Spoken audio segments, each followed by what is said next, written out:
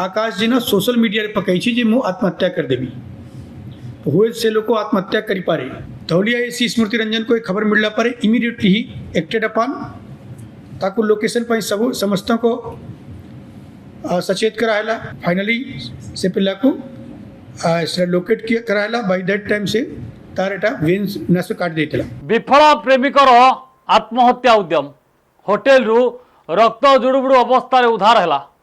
परिवार लोके विवाह राजी न हबारु सोशल मीडिया रे जीवन हारिबा निष्पत्ति नहीं पागल प्रेमिक को जीवन बंचाई पुलिस। हाँ दर्शक बंधु, अगस्ट 4 तारिख राति प्राय 8:50 समय बादल कुमार जेना जहाँकर बयस 50 उत्तरा निवासी केनाल रोड पाखरे बा धौली थाना रे पहुंची से पुलिस को जणाई जे तांको पुओ आकाश कुमार जेना जहाँकर बयस 25 रही फेसबुक रे एक वीडियो पोस्ट करछंती। से वीडियो रे से हिंदी भाषा रे कहिथिले जे मानसिक चाप जोगु से प्राण हारिबा को जाउछंती।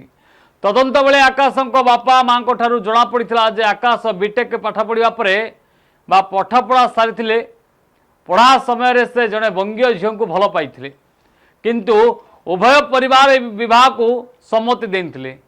या परे आकाश मानसिक भावे भांगी पड़िथिले।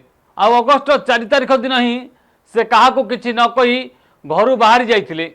संध्या बेले तांकर जने बंधु परिवार को जणाइथिले जे आकाश फेसबुक रे प्राण हारिबा नै एक वीडियो पोस्ट करछि। खबर पाइबा परे धौली थाना आईआईसी स्मृति रंजन महांती, एएसआई राधावल्लभ बेहरा, एएसआई प्रवीर कुमार लेंका और अन्य पुलिस कर्मचारी मैंने तुरंत घटनार तदंत आरंभ करथिले। परिवार लोकंक सह पुलिस आकाश को खोजबारे लागी पड़िथिला।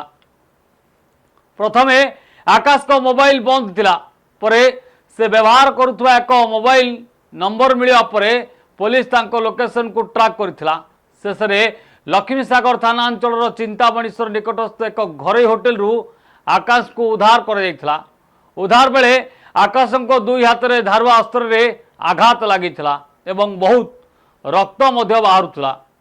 से प्राण हारिबा उद्यम करिथिबा एने की संदेह कर जाउछि।